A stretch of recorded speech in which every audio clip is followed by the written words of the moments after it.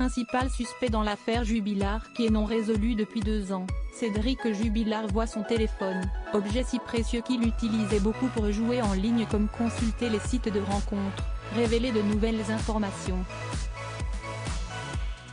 L'application de Podomètre en a dit plus sur cette fameuse nuit de décembre 2020.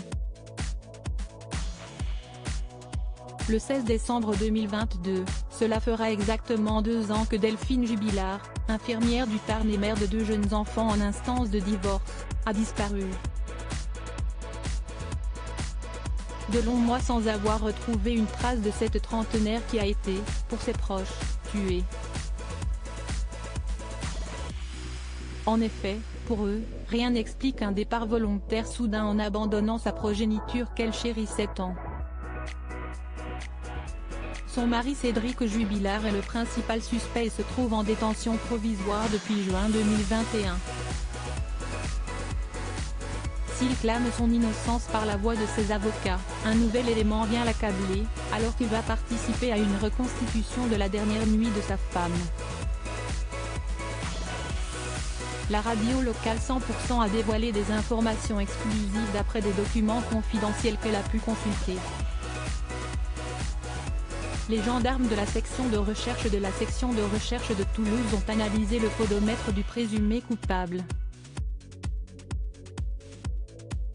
L'expertise de l'IRCGN, Institut de recherche criminelle de la gendarmerie, précise que l'utilisateur de l'application n'est pas obligé de le démarrer pour qu'il fonctionne. Elle n'a enregistré que 46 pas entre 3h53 et 4h. 255 pas pour la tranche 4h, soit de petits déplacements puisqu'aller aux toilettes équivaut en moyenne à une quarantaine de pas. Ce qui contredit le fait qu'il a cherché son épouse disparue dans la nuit, comme il l'avait affirmé aux gendarmes peu après sa disparition. Son précieux téléphone, son point faible.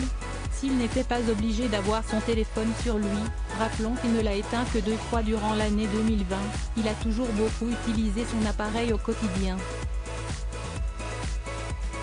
Il a rallumé son appareil vers 3h50, et après le visionnage d'une vidéo du site de rencontre Badoo pendant plus d'1 minute, va tenter de joindre Delphine entre 3h54 et 3h57, en vain, précise le site 100% bien informé. Puis, il échange de nombreux messages avec une amie de Delphine et après avoir appelé les gendarmes vers 4h du matin, il va passer des appels frénétiques vers le numéro de la mère de ses enfants, 150 appels jusqu'à 8h12, précise 100%. De quoi appuyer le fait que le peintre plaquiste n'a pas dû se séparer de son smartphone et que donc, le podomètre a pu bien calculer le nombre effectif de pas qu'il a fait. Un élément qui s'ajoute au fait que lors d'une disparition temporaire de Delphine en août 2020, parti regarder les étoiles et communiquer avec son amant dans la nuit, Cédric Jubilard n'avait pas appelé les gendarmes. Alors que les autorités qui ont remarqué que le principal suspect est allé chez sa mère dès le 16 décembre comme si sa femme ne devait plus revenir et les a contactés pour savoir qui va payer les factures mais jamais pour savoir si son épouse a été retrouvée. Avec le fait qu'il a confié aux gendarmes que son téléphone n'avait plus de batterie alors que cet addict au jeu en ligne jouait peu avant à Game of Thrones dans la soirée du 15 décembre et qu'une expertise jointe au dossier d'instruction révèle que son indicateur de charge était à 91% le 15 décembre à 18h13, 40% vers 22h puis 33% à 4h12. Autant d'éléments qui témoignent du fait que l'artisan controversé aurait très bien pu avoir gardé son téléphone avec lui durant la nuit fatale.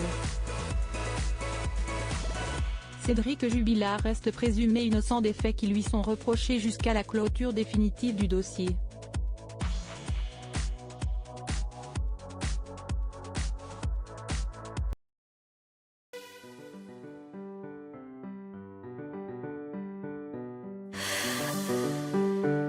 나